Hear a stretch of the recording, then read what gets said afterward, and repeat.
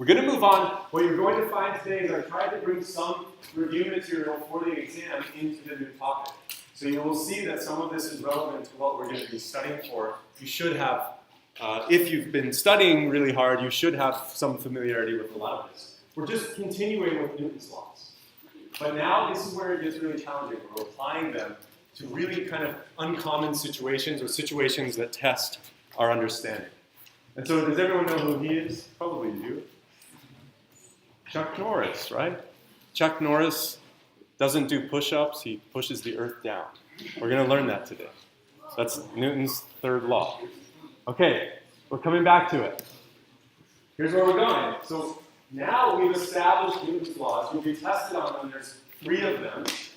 And we're going to start applying Newton's laws of force and motion to interacting systems. This idea of interacting systems is where it gets really complex. And this is where a lot of the problem solving comes in.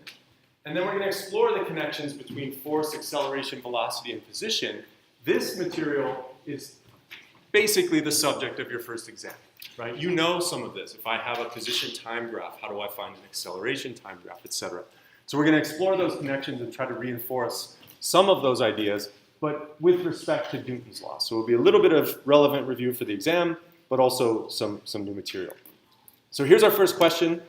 This, even if you're having trouble, it's okay. Just sit at your desk. I'm going to try to deliver it and see if it works for anybody. Probably not. This is it. It's basically a review question. So, and again, a review question that is absolutely relevant to your exam. So an object that remains at rest is said to be in static equilibrium. We talked about this. An object moving in a straight line with constant velocity is said to be in dynamic equilibrium. And the key property of both of these cases is one of these statements. So just take about 30 seconds or so and see if you can narrow down which ones are immediately false, and you can figure out which one is correct. I did get 3 responses. So our Wi-Fi is operating at about a 2% level. Let's take another 20 seconds. Just read through, make sure you can get the right one, but at the same time, cancel off all the wrong ones, right? Kind of double check yourself.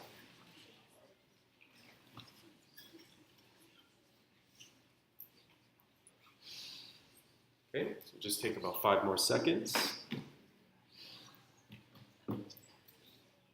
Wow, I got 30-ish responses. 31. Okay, one more second, I'm going to stop. Okay, so the answers I got, I got 55% of 31 people, so about 15 of you. But I imagine most of you got this. I would guess that it would be much higher. What does it mean? When we're in equilibrium, from Newton's laws, we know that that means there is no acceleration on the system, and therefore what? No net force. And so the sum of all forces acting on that object is 0. This is the definition of what we're going to begin working with, static and dynamic equilibrium. So this is review, but now we're going to start solving problems. Remember we talked about, and we'll see it again, these free body diagrams of the Cirque du Soleil actors and actresses. When we had that unicycle on a rope with somebody doing a handstand on it, that is what we're going to call an interacting system. There are multiple different objects interacting. If I know that the sum of forces on any one of those objects is 0, I know that that object is in equilibrium. Okay? So this is always going to be true for any given object in a complex system of objects. So coming back to Newton's laws, again, review. The first one is exactly what we just said. A body in motion tends to stay in motion. Basically, unless there's an acceleration or a force acting on an object, it will either stay at rest or it will stay with a uniform constant velocity. The second law, and this is where we have to be really careful from now on, we're going to see examples today. As I highlighted this already, but for each individual object or body, we can apply Newton's second law. You always remember that. For any individual body, I'm using Newton's second law, and it tells us that the sum of all forces on that object or body are going to be the mass times the acceleration. The acceleration, I can say this inversely, the acceleration of that object is just proportional to the sum of forces divided by the mass. Okay? What does this say? If I have let's imagine I have a constant force, right? I'm going to push on something with 10 newtons. If I push on a bus with 10 newtons, and I push on maybe a chair, a rolling chair with 10 newtons, which will accelerate faster? The chair. Okay? Do you see that that's built into this? If the mass is very large, for a fixed force, my acceleration will be very small. Do you see that? So that intuition that you have, that the acceleration depends on the mass and the force, you have to hold on to that, because you'll find there are a lot of ways to trick you into not keeping that intuition. Okay? So we'll come back to that today. We said this is, again, this is probably the most important aspect of Newton's laws for solving these complex multiple object systems. And that is that a force is this agent of interaction between two bodies. So we take lots of different objects, and we take any pair, and we have to ask, what force is pushing on the other one, and which force is pushing back, right? These action-reaction pairs. And what Newton's third law says is that each interaction between these two bodies consists of what are called third law partners. One force is the object B pushing on A. There's an equal and opposite force of object A acting on B. These are always going to be equal. And so what they look like, if I'm drawing them as vectors, I know that they're equal and opposite. So there's a minus sign, right? If I'm pushing to the right, whatever I'm pushing is pushing back to the left, negative x direction. Okay? So these are the three. Now we're going to start using these. Remember, second law applies to an individual object. Third law is how we relate the interactions between those objects. So we're going to work on this a lot today. So here's how we're going to deal with this. Here's some strategies, here's some basic understanding. Now we're going to start to build some sophistication. When we have interacting objects, we're always going to apply Newton's third law. When we need to find the acceleration of any of those objects, we're going to use Newton's second law. So when we're using Newton's third law, we know that for every force on an object, there's a force on another object that is equal in magnitude and opposite in direction. Right? The forces are on two different objects. I have force of A on B and B on A. They're different objects. So how do you identify these forces? And this is when you're looking at a complex situation. This is the practice that we'll need. You need to be able to identify how is object A pushing on object B and object B pushing back. So these, first of all, here's one trick. When you're drawing your free body diagrams, you're starting to draw little vector forces everywhere. These paired forces, if it's a third law pair, they never ever act on the same object, right? It's A acting on B and B acting on A. You should never have in your drawing two A's acting on B. It's equal and opposite. So if you see that as you're drawing these out, you kind of should check yourself. Here's what we've done. If I push a refrigerator, right? I actually helped my mom and dad move furniture this morning. I woke up in Coronado this morning. I was walking around the bay and helped move furniture and raced here to teach.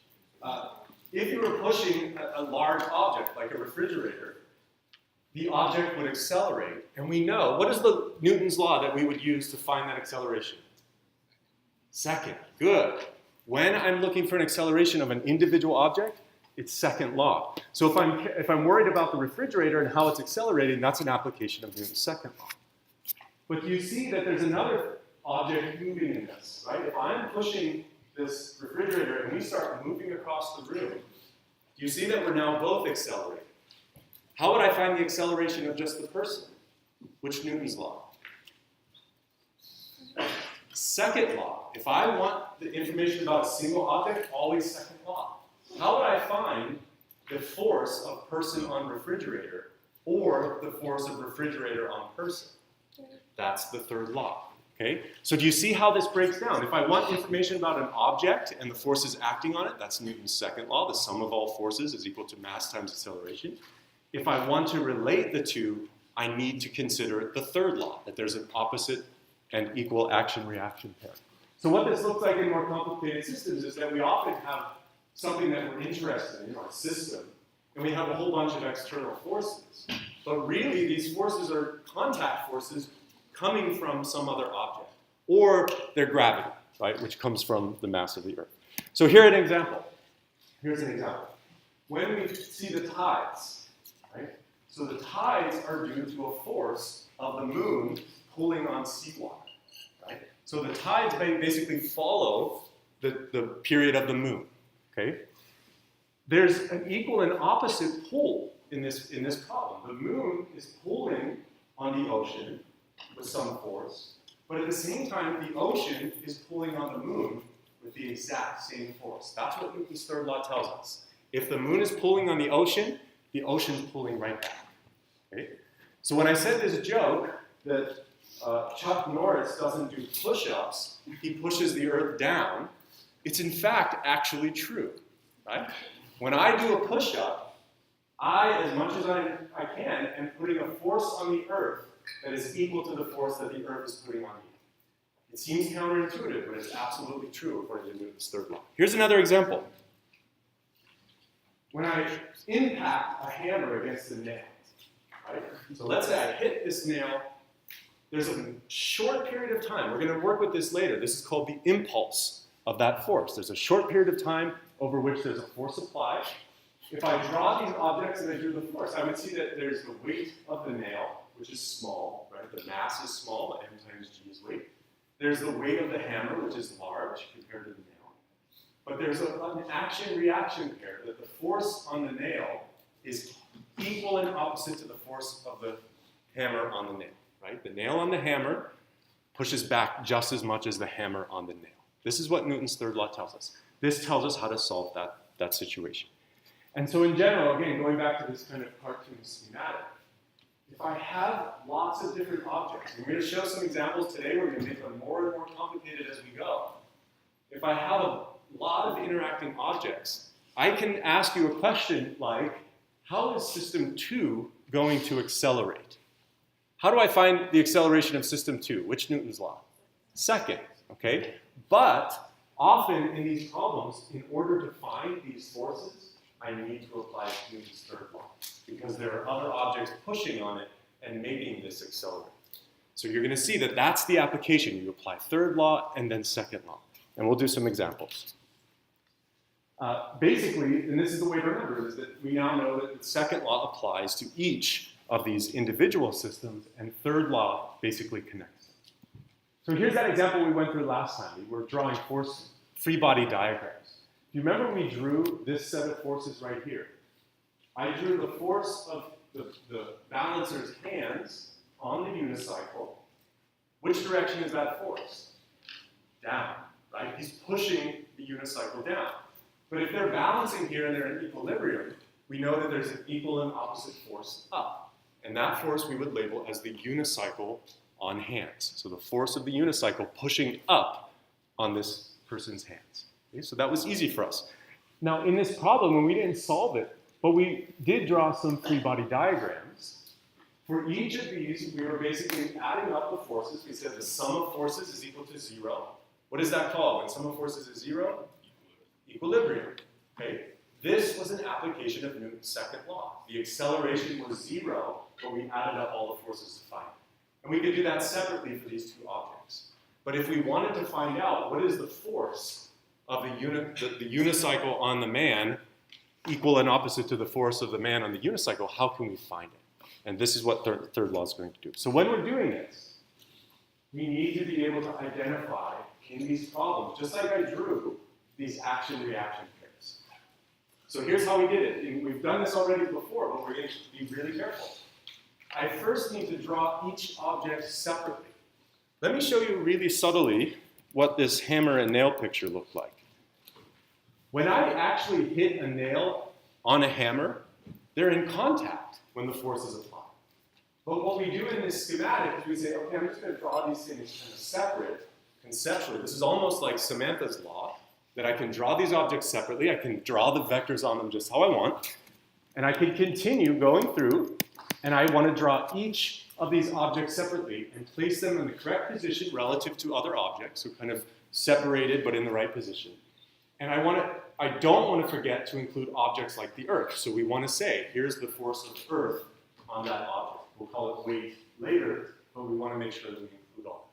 So when we have these complicated situations, the first thing is to kind of draw them separately. Again, this goes back to what I've always said, when you're solving problems, draw everything first. The second thing is take those different objects and apply Newton's second law. So find every force acting on that one object. So draw the force vector on the object on which it acts, label each with a subscripted label. And this you'll practice in the discussion sections. You've already had some. You draw the force of object A pushing on object B. And the reason we do this is because we have to keep track that all the forces on an object should all say force of A on B, force of C on B, force of F on B, so that all of them are on object B, for instance. And then, this is the hard part, and you'll see how hard this gets. We're going to have to identify which ones are the action-reaction pairs, Newton's third law pairs. So the force of A on B goes with the force of B on A. Do you see that this labeling that we're really painstakingly kind of making you guys do, that A on B and B on A, this will immediately identify which ones are the pairs. If I draw object A and object B, and I see a force of A on B on this one and a force of B on A on the other, I know that those are the action-reaction pairs. So we then identify the objects that are systems of interest, right? We figure out which one we care about is accelerating. And finally, we draw free body diagrams for each of these systems. Okay? Let me give you an example and just see if you have an intuition for this. If I imagine I had a pulley system, really simple pulley, and we'll do lots of demonstrations of this over the next several weeks. Let's say I had a pulley with two masses, right? And I just asked, let's say that this one I'll call capital M, and this one was little m. If this mass was bigger, what would happen to this system? It would drop, right? The large mass would drop, this one would go up. Which direction is the acceleration for mass big M? Down, right? And I'll draw this big M. Which direction is the acceleration for little m? It's up. Now, as we solve these problems, you can draw Newton's second law for object big M. You can draw second law diagrams for little m. But what you have to also see here is that there's something called an acceleration constraint. What do we know about these accelerations? What is the statement we can make mathematically about the acceleration of big M and little m? They're equal. These two accelerations have to be the same. The objects are tied by a string. So if I accelerate one down, the other one's going to go up at the same exact acceleration. So again, this is a problem-solving strategy, that the extra information that we have is that the magnitude of one acceleration is equal to the magnitude of the other if they're attached to fixed rigid objects, or string in this case. Okay? So the magnitude is the same, but the directions are obviously different. This one's going down and this one's going up. And so you may draw these things out. How do we deal with these signs? And when we solve these problems, you'll see this. Which direction do you assign as the direction of motion? Okay, that's what you have to ask. Here's how I would draw it.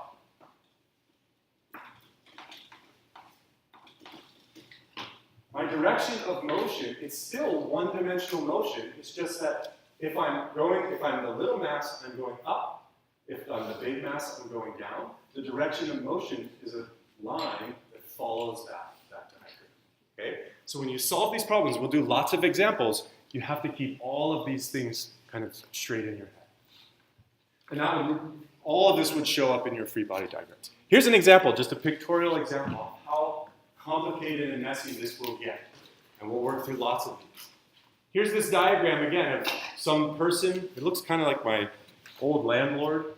I had a landlord that looked just so plain. He looked like that. But he was pushing a refrigerator, right?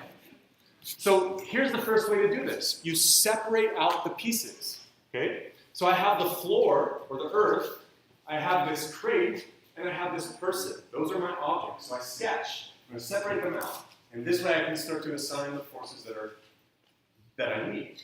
But the first thing you have to do is then identify what are the interactions. So there's an interaction here where the person is interacting with the crate. There's an interaction of the crate with the earth. There's an interaction of the crate with the surface. What kind of forces come up? When I try to push a crate along this floor, it's going to be really different if I try to push it along gravel, right? What's the force that tells us how that's going to accelerate? We haven't done it yet. Friction. We're going to start dealing with friction. So you see immediately that in addition to these two things pushing against each other, there's another force acting, which is friction. And that friction could be dynamic friction when I'm moving, or it could be static friction when I'm stopped. How do I get moving? So there's a lot of complex stuff that we'll deal with in friction. Now there's another one, is that the interaction of the person with the surface and the interaction of the person with the earth, right? This person has mass, so gravity is pulling on him, but at the same time, his shoes provide friction. Otherwise, he would never be able to accelerate this crate. He has to provide friction from something. So do you see that there are lots of interactions in this thing? So that when we draw these forces on here, it can look like a mess. You're going to get really good at this. You're going to be able to do this with no problem in a couple weeks. So here's what this might look like if I drew this crazy interacting object diagram. I have the force. Do you see how they're labeled? Look, here's the trick. I have a force of person on crate C. And over here, I have, when I drew the person, I found a force that was crate on person. Do you see that they're equal and opposite, and they form a third law pair? So as you do this really carefully, you should see lots of pairings, but these vectors are only acting on crate C. So I have the person acting on crate C, I have the normal force, or the force of the surface on C, I have the weight, or the force of Earth on object C, and I have friction, static friction, on person C. Do you see that all of this would make sense? Does this make sense to you? If I tried to push the crate this way, which way will friction push? It wants to oppose my motion, and we'll do this more carefully as we go, but that's what this would look like just for object C. Now, in these problems, you have to go through and do the surface, you have to do the person, you have to get all of these things drawn really carefully, and only once you've done that can you start to draw these free body diagrams, okay? So after you've drawn all the forces, you draw a dot. That dot is basically the center of mass of that object, and then you start to see that your force diagram should give you lots of extra information. Here's the force of person on C, and its equal and opposite third law pair, force of C on person. Right? So now when I draw these free body diagrams, I can start to identify. How do I find the acceleration of crate C? I take the sum of all of these forces and I set it equal to mass times acceleration. Okay? So after you've done all this work, you can then finally find the acceleration of these objects. So this is how, conceptually, this is how we're going to work through these problems. I'm going to show you a really simple example and show you how challenging it is to do it really carefully. So let's try one. This is a seemingly ridiculously simple problem. And I'll show you that it's actually quite challenging to get right. Here's an ideal spring. Everybody knows how a spring works, right? I pull it and it wants to pull back. If I squeeze it, it wants to push down. We'll work more rigorously on it, but we'll have some basic understanding now. An ideal spring on a frictionless surface is attached to a fixed wall. So I've glued it to this wall. And it says right here that the force F, shown in this top right picture, required to stretch the spring by some amount x is F equals K times x, where K is what's called the spring constant. But it's really easy. If I want to go further, if I want to stretch it by 2x, I require 2 times the force. If I want to stretch it 3x, I require 3 times the force. So this is a very simple force law, which we'll explore in detail later. But it says that it's proportional to how far I stretch it. Does that also make sense with your intuition? Have you ever tried pulling a spring? It gets harder as you increase its length from equilibrium, right? It gets harder to pull it. Now here's the question. It seems really easy. Okay, I have a spring, it requires some force to extend it by x. Here's a question I could ask. If 2 equal forces are used to stretch the spring, as shown, what would its extension be? How far would it extend? Okay? So it's a bit tricky. Now, instead of the wall, I've replaced that wall with another person pulling exactly the same as me. We're having a tug of war with springs, and I want to ask how far would it extend. So let me solve this problem really carefully, step by step, so that you see how this simple situation actually can be quite complex. So here's my diagram of a spring. I'm going to draw it.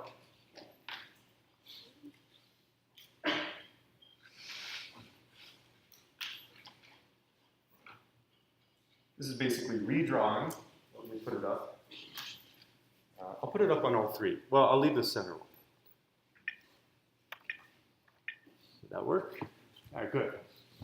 Okay, so I've redrawn that picture, the second one down. And that's just to get my bearing. So it started at equilibrium at this position, and then I pull on it some distance x, and it applies some force. Okay? Seemingly pretty simple. But now I have to think about how do I break this down into different objects. And this is where we're separating these objects into pieces so that we can apply Newton's laws. So the first thing I can do, I'm going to take this point right here, the point on the wall, where the spring meets the wall. And I'm going to draw that as just a new diagram. I'm going to say, here's my point of the wall. This is basically right below. And I have a force of spring on the wall. Do you see that? That if I was the wall, I would feel the pull of the spring, right? So there's a force of that spring pulling on me. At the same time, there's a force that I'm applying as the wall that's pulling back on the spring. This is my first application of Newton's third law, right? There's an equal and opposite force of the spring pulling on the wall and the wall pulling on the spring. There's another one where I'm going to take what I'll call this point. This is the connection where the spring meets this applied force. I'll draw that here, the connection. And I'm going to do the same thing. Okay, I'm going to look for these interaction pairs. So at the connection, I can have the force of the puller, is the person pulling on the spring. Right? And what's the other force that forms my third law pairs? The force of the spring on the puller. Right? So here is another force that's equal and opposite, and that's the spring acting on the puller. So this part, you see how it works, right? What I've done is I've conceptually torn this spring apart and asked which different points are important to where the forces are being applied. And the two that I've chosen are the connection to the wall and the connection where the person holding the spring is pulling on it. Now, what I can do is take a third point, and this happens a lot, is take an imaginary point on the spring, right in the middle of the spring. What would you experience if you were a little piece of metal on the middle of the spring? Would you have an action-reaction pair? Absolutely you would, because there's more spring on both sides pulling on it. So I would have a force of the rest, half of the spring pulling me this way, and another force pulling me that way. But this piece in the middle is what helps me connect these. And I can write that the force F on that center piece of the spring is equal to the force of the wall on the spring. Because if I look at my diagram here, I see that that's what's pulling the spring to that side, is the wall. So this equal and opposite force is the force of wall on spring. Okay? So if I'm in the middle of the spring, I have spring pulling me this way and I have spring pulling me that way. One is coming from the wall, the other is coming from the puller, and I know that because I've now separated this thing out into three pieces. Okay? So we know one thing from this, and the problem basically gives us this. It says that when we apply this force, F, it's equal to kx. Right? It just increases with the displacement. Now comes the hard part. So we've understood how a spring works. You see that that's true. The force of wall on spring should be F, and it's equal to kx. That's also the force that the person is pulling in magnitude. Now we ask, what happens when I take the wall away? This is the bottom piece. So now I have to do this whole exercise again, really carefully, and see what changes. So let's hold on to this one. We'll come back to it in a second. I'm going to move it up. And I'm going to take case 2. Let me move it to the side for a minute. We'll bring it back in a second. Here I'm going to, again, start with a drawing. I'm going to label these forces F2 and F1. Does that look like the drawing? Pretty much. The only thing I've changed is I've just given them a number. I said there's F1 and F2. But they're equal. Okay, the magnitudes are equal. So again, I'm going to do this thing again. I'm going to start with this connection and draw my third law pairs. So I'm going to see that the force of spring on puller 1, so there's a person on the left, puller 1, is equal and opposite to force 1. Right? Do you see that? That at that point, there's somebody pulling, and it's equal and opposite to the spring pulling back on that person. Now I can do the next one, again, really carefully. This was Newton's third law. I'm just applying Newton's third law. I'm going to do the same thing to the right half. And I'm going to draw F2, which is pulling to the right. And then I'm going to draw the opposite force, the pair, the action-reaction pair, is the force of spring on puller 2. This was, again, Newton's third law. You're probably getting the hang of this, right? It's like I just identify a point on the thing and I say, what are the forces acting? And I look for those pairs. Now, the connection, again, in the middle, what we'll find is that the force on one side is equivalent to F1. The force on the other side is equal to F2. So in the middle, I have F2 pulling to the right and F1 pulling to the left. Now, if I wanted to take that point and apply Newton's laws, right, now I have to apply the second law to ask about how it will accelerate or move.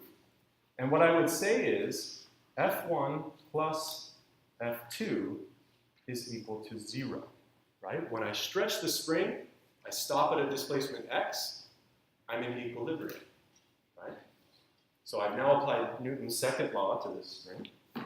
And what that tells me is that F1 is equal to negative F2, which maybe you could even guess intuitively is that those two forces are equal and opposite. They're stretching the spring. But I know that these forces are equal to k times x. This was my force law. So negative F1 is equal to F2, which is equal to kx. And so the displacement x is equal to F over k. So here's what happens often in this problem. What I found, the question I asked was, if there were two equal forces, what should its extension be? We found that the first one, the first case, let me compare it, see if it's up there. There. This is the first case, that the extension was going to be equal to F over K.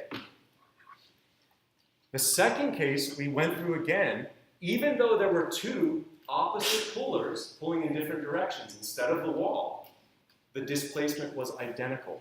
The problem gave us the exact same answer. When I ask this question next time, after the exam, I'll ask this as a discussion question. And what happens often is that people assume that because I have two pullers, I get twice the extension.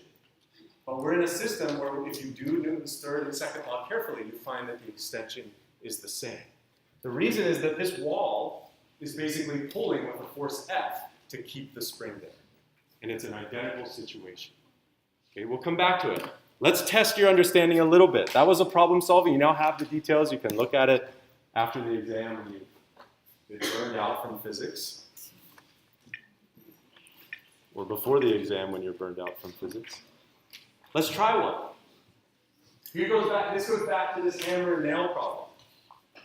See if you can understand this. When the hammer impacts the nail, which feels the greater impact force? According to Newton's laws, which of these objects feels the greater force? Now, again, I'll try to deliver it, but not many of you will have the ability to respond, but it'll test your understanding anyway.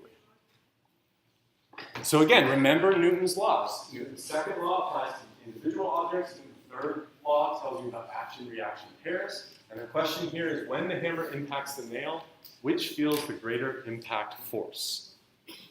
So take about 30 more seconds.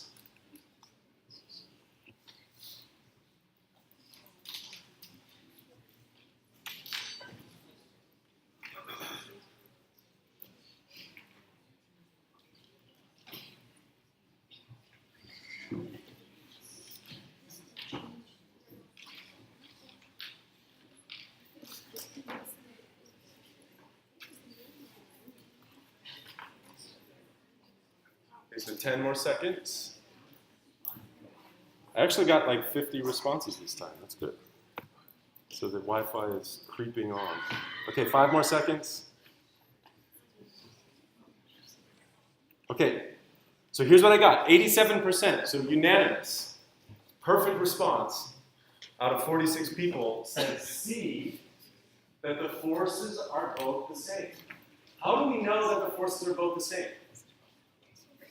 Newton's third law tells us that in any interaction, the force of hammer on nail is absolutely equal and opposite to the force of nail on hammer. That is Newton's theory of motion. Okay? If you trust Newton's theory, that would be true.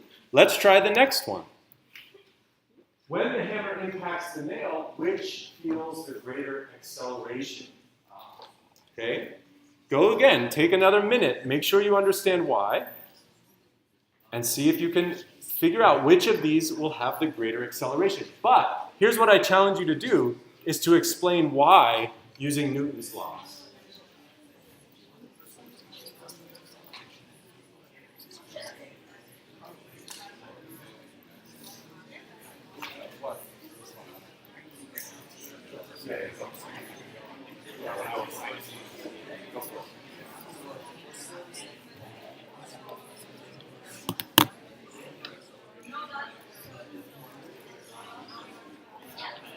So take another 20 seconds. I'm going to draw.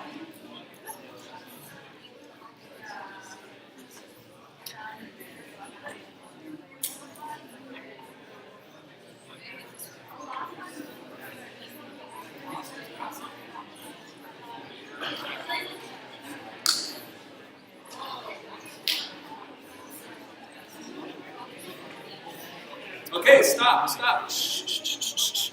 Okay, here's what I got. So 60-ish% of you said B, and about 25% of you said C, that they're both the same. Now, I want to go through this one carefully so that you can see why the answer is actually which. Which accelerates from your intuition. When I hit a hammer with a nail, that instant after the force is applied, which one accelerates more? The nail, right? Otherwise, you would feel something in the hammer. What happens is the nail accelerates really quickly.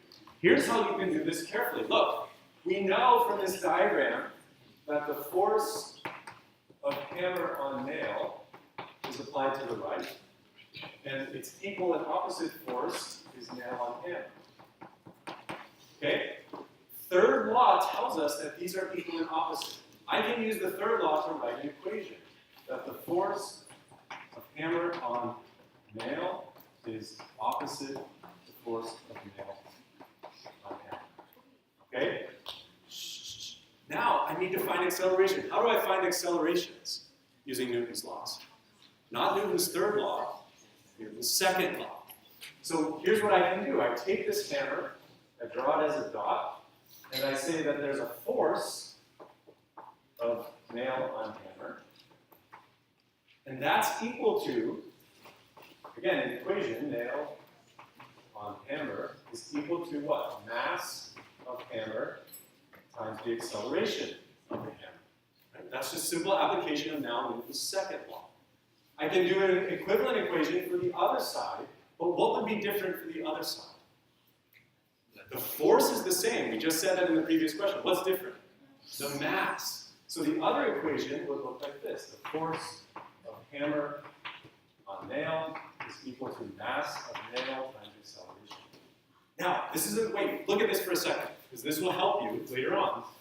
Do you see that this equation, force of nail on hammer, we use that notation of what's acting on what, so that when we use Newton's laws, all of the masses and accelerations in Newton's law should be of the hammer, right? So our notation was designed so that when I look at the nail on hammer, I only see mass of hammer and acceleration of hammer. Now, from my other equation, this was again Newton's third law, right? I see that these are equal and opposite. So I can equate these two things and look at their magnitudes, for instance, and I get mass of hammer, acceleration of hammer is equal to mass of nail, acceleration of nail. If the mass of the hammer is really big, what does the acceleration of the hammer have to be for this whole quantity to be has to be small. Okay? So when we think of these Newton's laws, remember, third law is how we look at how they interact. Second law tells us about the acceleration. In this case, when the hammer impacts the nail feels the greater acceleration because the hammer is much more massive. Going back to our friend Chuck Norris. When Chuck Norris does a push-up, who accelerates more? Chuck Norris, right? You start low and you accelerate to a push-up. That's Chuck Norris because his mass is incredibly small compared to the Earth. So small, in fact, that we often ignore the fact that the Earth has a mass. We use weight to ignore that. Okay? This would give you the exact same thing. This is why that joke with Chuck Norris is actually true. Chuck Norris doesn't do push-ups, he pushes the Earth down. But it's not quite true because the Earth doesn't accelerate except in his reference frame. But it's true in his reference frame. Chuck Norris was a very humble karateka. Okay, let's introduce another example. We'll see this. We're just going to introduce it. So don't lose your mind. I saw people like cringing. I saw brains like tripling, like atrophied muscles. Here's the last one. We'll start with this one next time. And this is how these problems get complicated. So let me make one more point that we've already said to make it really clear. If I had a problem of two blocks connected by a string, could you imagine doing the same thing we just did with hammer and nail? You apply third law to ask tension on one block is equal to the opposite of the tension on the other, right? You have these couplings between them. Then you would look at the accelerations of these two. And the thing that we need to remember, and we'll revisit this in a lot of examples, is this acceleration constraint. In this problem, as one block slides down, the other one is sliding to the right.